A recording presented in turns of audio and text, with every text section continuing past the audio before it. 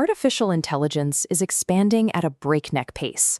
Systems are already making decisions with massive, real-world consequences, and for many, the scale of this growth feels entirely out of our control.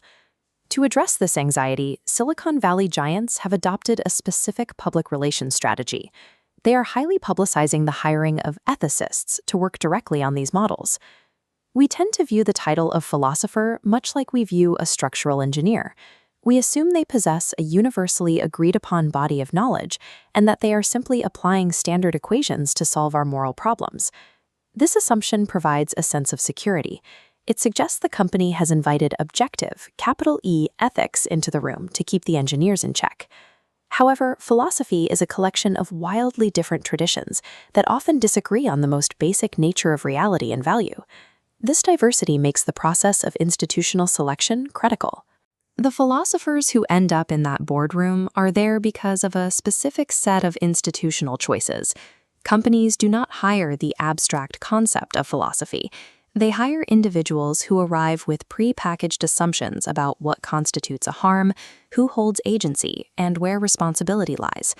The presence of an ethicist is an outcome of an invisible filter, one that determines which frameworks are compatible with a corporate environment. Different philosophical schools do more than just offer different answers. They disagree on what the question is supposed to be in the first place.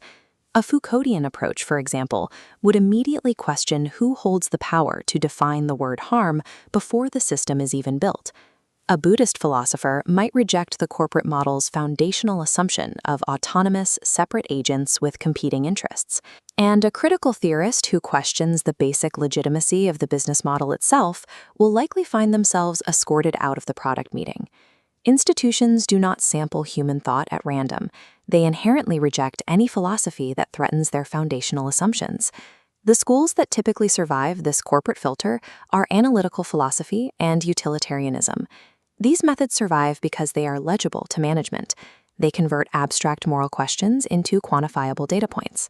Under utilitarianism, harms are identified, outcomes ranked, and trade-offs measured on a clear scale. This output slots perfectly into a corporate spreadsheet. Management hires these ethicists because their methods mirror the existing operational logic of the corporation. This sequence creates a laundering effect. The institution selects a highly specific philosophy that fits its existing structure.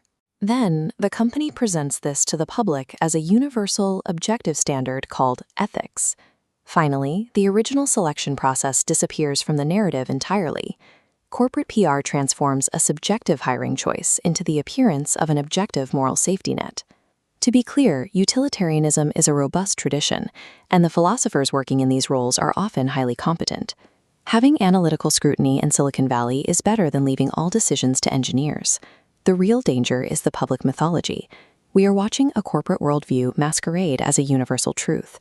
This laundering process institutionalizes one specific set of assumptions about justice and value, while effectively silencing any framework that might challenge the bottom line. The next time an AI company announces they have ethicists reviewing their technology, we should ask two questions: which philosophy and who selected it? Ethical scrutiny requires looking past the title of philosopher and interrogating the system that drafted the job description.